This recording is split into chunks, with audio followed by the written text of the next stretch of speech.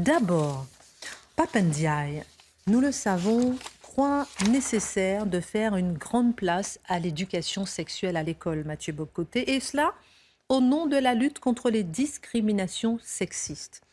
SOS Éducation s'inquiète de la nature de ces cours et a voulu alerter la population à propos de certaines dérives, en faisant parvenir au ministre de l'Éducation une lettre détaillée que vous avez eue à ce sujet. Les parents, Mathieu Bocoté, évoquent des enfants traumatisés. Mais quelle forme prennent ces cours? À quoi ressemble cette formation sexuelle aux enfants? On veut tout savoir. Alors, avant d'en arriver justement à ce dérapage, à ces dérives évoquées par SOS Éducation, il faut revenir sur la nature de ce qu'on appelle aujourd'hui l'éducation à la sexualité à l'école. Alors, c'est une obligation depuis 2001. Ça fait partie du programme pédagogique depuis 2001. Mais on pourrait dire que c'est, selon les autorités, c'était jusqu'à tout récemment l'enfant pauvre de la formation. En gros, dès lors qu'on avait une minute à prendre quelque part, on apprenait sur cette éducation en disant qu'il y avait probablement d'autres choses enseignées à l'école que ce qu'ils appellent l'éducation à la sexualité. Septembre 2022, Papa Ndiaye annonce qu'il donnera une grande importance à la chose, qu'il veut en faire un élément central de son action comme ministre. Il nous explique qu'elle ne doit plus passer à la trappe et il y revient d'ailleurs, soit dit en passant, en mars, donc il y a quelques semaines à peine, en disant qu'il faut véritablement lui accorder toute son importance. D'autant que 3 associations ont saisi le tribunal de 2 mars, ont saisi le tribunal administratif de Paris pour demander la pleine application de la loi qui rendait ces cours obligatoires. Les associations SILAction, SOS Homophobie et le planning familial. Donc 3 associations qui disent ces cours sont nécessaires et le gouvernement, le ministère pour l'instant n'y donne pas assez d'importance. Il faut prendre cela au sérieux. Alors, vous me demanderez, mais qu'est-ce que l'éducation à la sexualité à l'école? Qu'est-ce qu'on entend par ce terme? Une chose, en fait, qui revient constamment quand on se penche sur la question, c'est que ce n'est plus ce qu'on pourrait appeler le traditionnel cours de biologie. Hein, le cours de biologie, en fait, on présente toujours d'ailleurs le cours de biologie comme si c'était une forme de savoir dépassé et inutile qui n'était plus pertinent aujourd'hui. Peut-être d'ailleurs, est-ce pour cela qu'on croit que les hommes et les femmes n'existent plus aujourd'hui? Dès lors qu'on congédie la biologie, on peut s'imaginer que les hommes et les femmes n'existent plus. Je laisse de côté le mauvais esprit. Et pardonnez-moi, vous dînerez l'école aussi. Quel âge aussi, hein? Oui, bien sûr, ça c'est important. Oui, oui, mais alors ça commence tôt. Donc, quel est l'objectif de ce cours? Alors, quand on s'intéresse au ministre, les objectifs qu'il nous donne de la lutte de l'éducation à la sexualité, réduction des nombres de grossesses précoces, la lutte contre les maladies sexuellement transmissibles, mais aussi la lutte contre les discriminations, les violences sexistes et sexuelles et les LGBT-phobies. Quand c'était annoncé qu'il y aurait un retour justement de ces cours, un conseiller ministériel, c'était rapporté, je crois, par France Info, j'espère ne pas me tromper, disait qu'il fallait aussi que ça contribue à une lutte contre les préjugés de genre. Et là, notamment, l'argument suivant, les garçons sont trop souvent élevés dans un idéal de force, de virilité. Ah bon? Quand on a... ah bon, c'est mauvais? Quand on a encore tendance à associer les filles à la douceur ou à la soumission, expliquait donc un conseiller ministériel dans le dossier. Donc, on comprend, c'est intéressant, la définition de l'éducation à la sexualité évolue. D'abord, on pourrait dire c'est la biologie de base, ce qui serait peut-être pas inutile. Oui. Ensuite, on nous explique que ça a pour vocation de lutter contre les préjugés sexistes, les grossesses précoces, donc des questions de santé publique. On peut comprendre l'utilité. Bien sûr. Et puis on pourrait ajouter, je le dirai à la fin, tout ce qui touche à la pornographie. C'est peu évoqué. Mais on pourrait. Mais là, très rapidement, on bascule. Donc, la lutte contre les stéréotypes de genre. Quand on s'intéresse aux associations qui ont exigé une plus grande importance pour l'éducation à la sexualité, là, ça va encore plus loin dans la fonction et la mission qu'on accorde à cette éducation à l'école. SOS Homophobie demande, par exemple, que l'éducation à la sexualité permette de déconstruire les stéréotypes et les idées reçues qui forment le terreau des LGBTI-phobies, particulièrement à l'école. Reste à voir ce qu'on entend par ce terreau d'idées reçues. Le planning familial va un peu plus loin. Le planning familial, vous savez, ceux qui considèrent qu'un homme peut être enceinte. C'est une information parmi d'autres. Considérer qu'il faut contribuer, cette éducation doit faire en sorte qu'on puisse éviter de contribuer à reproduire un système binaire. Un système binaire, c'est un système fondé sur l'existence de l'homme et de la femme. C'est important. D'autant que ces sujets, comme homo, bisexualité, asexualité, transidentité et questionnement autour de l'identité de genre, polyamour, font partie de la réalité des jeunes. Le planning familial, toujours, veut aller encore plus loin. Il veut, je cite, interroger les rapports sociaux de sexe, la hiérarchie entre les sexualités, les normes et les tabous, ce qui permettrait, ajoute-t-on, d'élargir le champ des possibles. Alors, quelle forme prend l'éducation à la sexualité à l'école?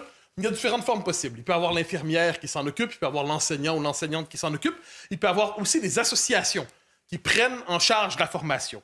Quelle forme ces cours, surtout donnés par les associations, peuvent prendre? Mais ça, comme je dis, il y a plusieurs formes possibles.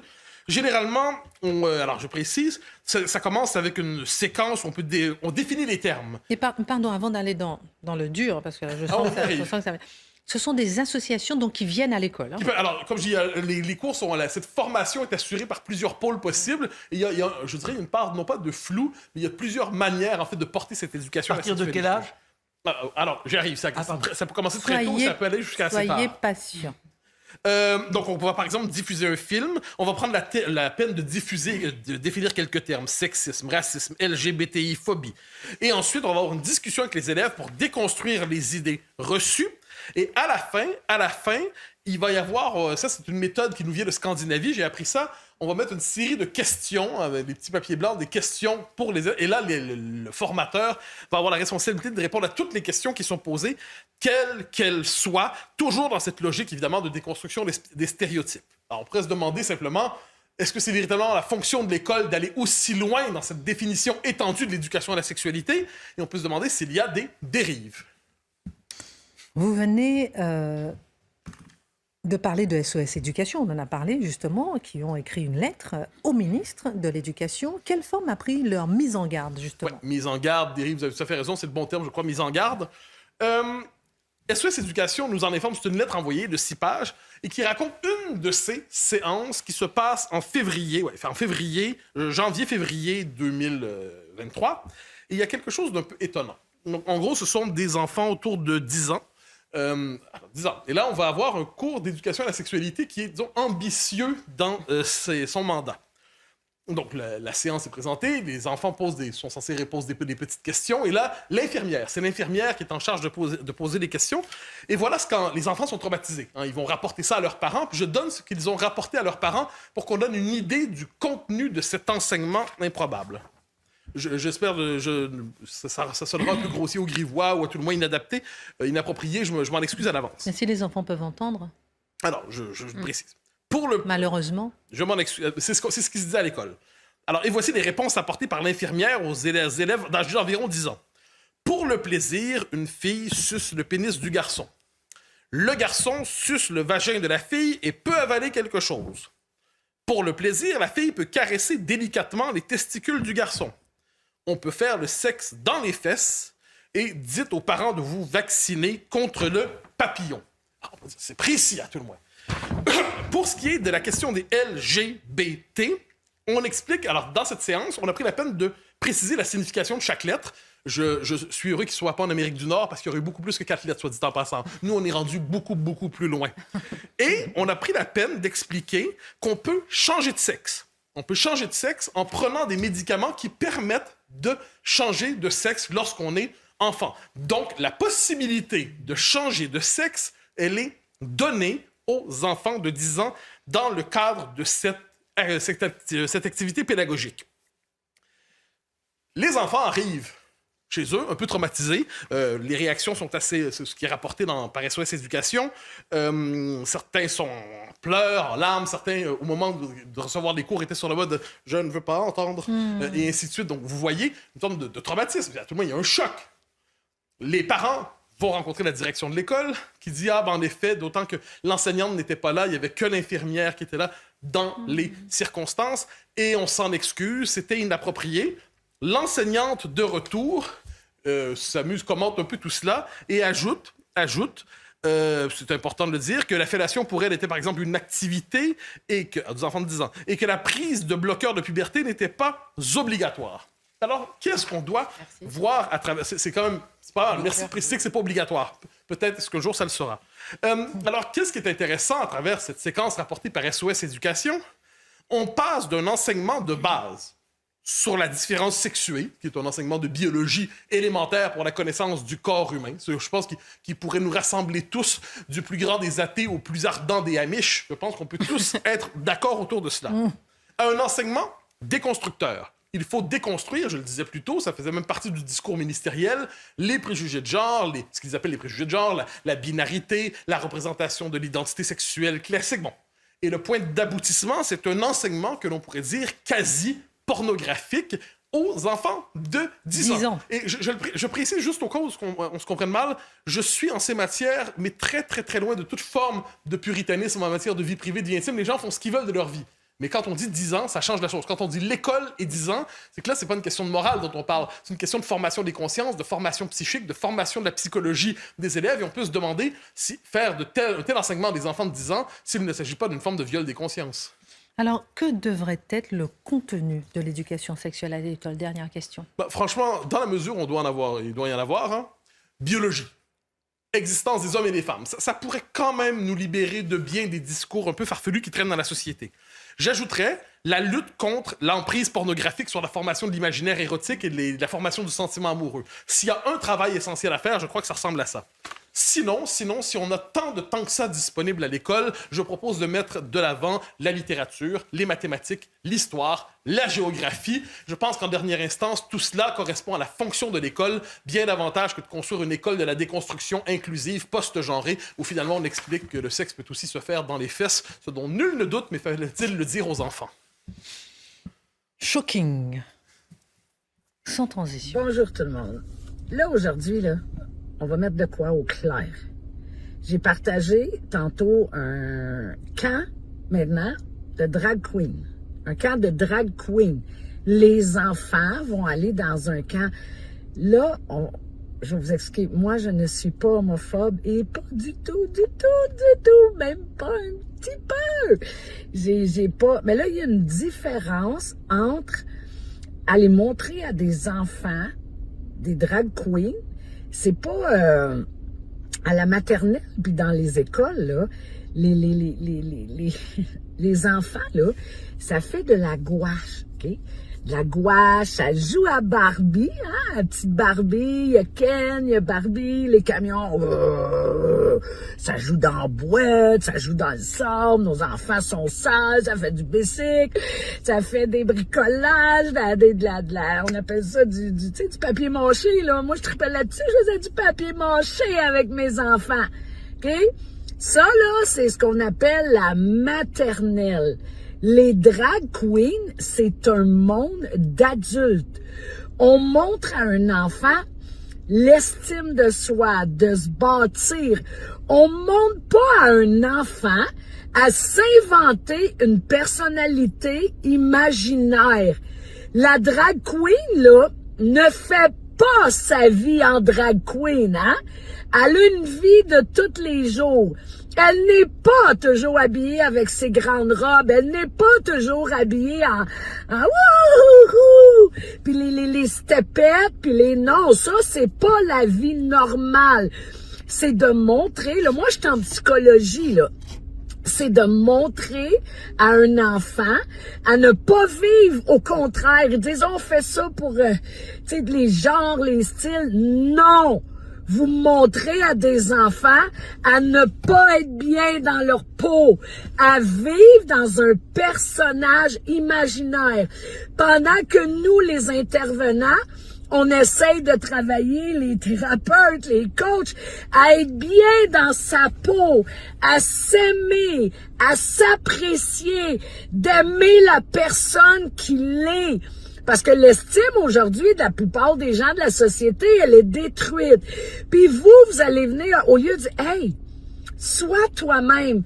Non, habille-toi en drag queen, invente-toi un personnage, puis vis ta vie comme un personnage.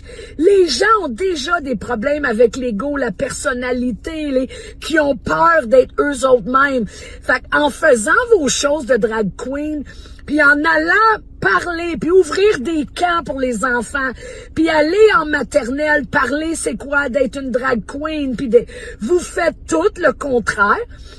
J'ai parlé avec plein de gays, plein de lesbiennes, même eux ne sont pas d'accord avec ça. Drag queen est un personnage, hein?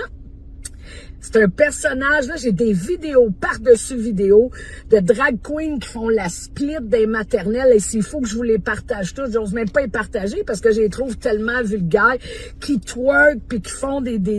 Hey, je vous dis, je vais toutes vous les partager, les choses que je reçois. Tout de suite après ma vidéo, je vais vous en partager un autre. Là, vous allez me lâcher avec... Ah oui, c'est pour la différence. Puis non, il n'y a pas de différence, là. Tu sais, moi, je suis une femme, puis j'aime les hommes. Fait que, tu sais, c'est à ça que je ressemble, OK? Puis une lesbienne qui aime les femmes, ben, elle ressemble à une femme qui aime une femme, hein? Puis un gay qui aime un homme, ben, il ressemble à un homme qui aime un homme. Aucun de nous est déguisé dans un personnage puis qu'on est obligé de puis de montrer aux enfants à vivre là-dedans. Là, la maternelle, là, ça sert pas à ça. Le primaire non plus, hein? Au lieu, là, d'envoyer des drag queens, là, ben, envoyez donc quelqu'un, puis ça fait longtemps qu'on vous le demande, quelqu'un qui va aller bâtir l'estime de soi, oui, se sentir bien dans sa peau, hein, juste ça. Pas se sentir bien, puis inventez-vous un personnage pour vivre votre vie, vous allez être heureux. Parce que même le drag queen que vous y montrez, quand il se promène la semaine, il n'est pas une drag queen, non, il est un être humain de base. Fait que votre monde de spectacle, là, c'est un monde d'adultes. Ça n'appartient pas aux enfants. On n'ouvre pas des camps de vacances, non, là. On va pas ouvrir des camps de vacances de drag queen pour montrer aux enfants comment est une drag queen, là. Non, non, non, là, ça va trop loin. Je ne comprends pas le but, je ne comprends pas. Alors que la société au Coréen, nous, on demande juste d'ouvrir des thérapies pour hommes, là. Juste pour la violence, là, on demande juste ça, là. Puis c'est compliqué, là. On demande de mettre des gens qui vont aller donner des conférences, hein, dans les écoles sur l'estime de soi, comment s'aimer, comment, tu sais, pour arrêter l'intimidation, justement, pour arrêter le racisme, pour arrêter les jugements, pour être bien dans sa peau, hein? Puis là, on s'en prend des personnages pour leur dire, hey, deviens un personnage pour faire ta vie, tu vas être heureux comme ça. Je sais pas, la psychologie, là, les gens, ils pensent que ceux qui dénoncent ça, là, c'est des gens qui sont des homophobes. Non, c'est tout le contraire. Même les gays et les lesbiennes sont pas... Même les drag queens, il y a des drag queens, là, on a partagé des vidéos. Ils sont pas plus d'accord, ils le disent. C'est pas un monde pour les enfants. Là, sérieux, je ne sais plus où ce qui s'en va, notre monde, là. C'est complètement débile, là. C'est du jamais vu. Puis c'est comme c'est jamais assez. Puis c'est jamais assez, puis c'est jamais assez, là. On vit pas dans un cirque, là. Hein? On vit dans une société avec des personnes qui vont grandir puis qui vont devoir devenir des personnes. Ils vont se trouver des emplois. Ils vont vivre des vies de couple, ils vont avoir des vies de famille, hein? Peut-être les éduquer sur le respect, sur les valeurs familiales, sur l'amour de soi, l'amour, pas devenir un personnage, puis comme, tu sais, la personne, là, le monde ont déjà de la misère à vivre avec eux autres mêmes. Il y a beaucoup de souffrance, beaucoup de souffrance. Pourquoi leur montrer? Hein, on a déjà juste Internet que les gens communiquent plus, qui ont de la misère à exprimer leurs besoins, à exprimer. Hey, la société, elle s'en va comme ça, puis là, on est rendu à leur dire de devenir drag queen. Sérieux, là? Ah bon? Ah bon, je suis plus capable aujourd'hui, oui, ça sort, hey, j'en ai les points comme ça, je me dis, ça n'a plus de sens, allez-vous arrêter ça, quelqu'un, allez-vous faire de quoi, le gouvernement, tout le monde, personne ne dit rien, il y avait une manifestation en fin de semaine, j'ai vu les vidéos, là, de libre choix, les gens ont juste voulu aller exprimer ce que j'essaye de vous présenter, vous expliquer présentement, puis il y avait des contre-manifestants. Il y a eu de la violence des contre-manifestants. On voyait des fuck you. Les contre-manifestants faisaient des fuck you. Ça gueulait en avant des enfants. Il y a eu de la bataille. C'est pas des gens civilisés qui faisaient ça, là. Non, c'est des gens agressifs, violents, qui faisaient, hey, on les voit, ces caméras, là, ils font des fuck you. Je les ferai pas, là, regardez mes petits doigts en bas. Mais qui font des ça comme ça, des airs devant les enfants, puis qui ils se prônent liberté.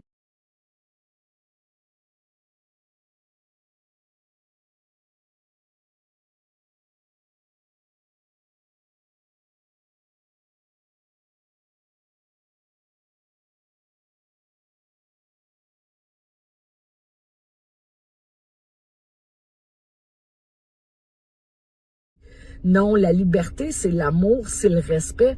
Moi, j'ai rien contre les drag queens. J'ai rien contre leur spectacle. C'est des spectacles, mais c'est un personnage. On ne montre pas un enfant à vivre dans un personnage. On lui montre à être bien dans sa peau, dans sa personnalité, dans ses forces, dans ses faiblesses. C'est ça qu'il faut aller enseigner à nos enfants. C'était mon message aujourd'hui, je vous le dis. Partagez, il faut que ça arrête, il faut que ça arrête. Je sais plus où est-ce que tout s'en va dans notre système, ça fait zéro sens, zéro. Fait que, c'est ça, c'était mon pétage de coche de la journée. Fait que, mais à part de ça, la vie est belle, hein? Je suis heureuse. Oui! Tout va bien, mais tu sais quoi, fallait que ça sorte un matin, j'en ai le... Je pense à nos petits cocos, sérieux. Moi, je travaille fort pour que ça aille bien dans leur peau, puis leur dire, sois toi-même, sois bien, quoi que les gens en pensent, tu sais, aime-toi, toi. Tu sais, tu vas avoir plein de petits amis, puis on leur enseigne à être juste bien, puis pendant ce temps-là, on va leur enseigner de l'autre côté, pendant que nous, on essaye de bâtir ces petits cocos-là, de hey, deviens une drag queen, déguise-toi, puis vis ta vie comme un personnage, tu vas être full heureux. Ben non, même nous, les adultes, souvent, on se donne une personnalité qui est pas nous, puis on en souffre. Imaginez, là, on éduque ça à nos enfants, c'est... Non. Fait que... You chose to do so. Yeah, because I think it's You silly. chose to do so. Yes, that's the key question. You chose to do so.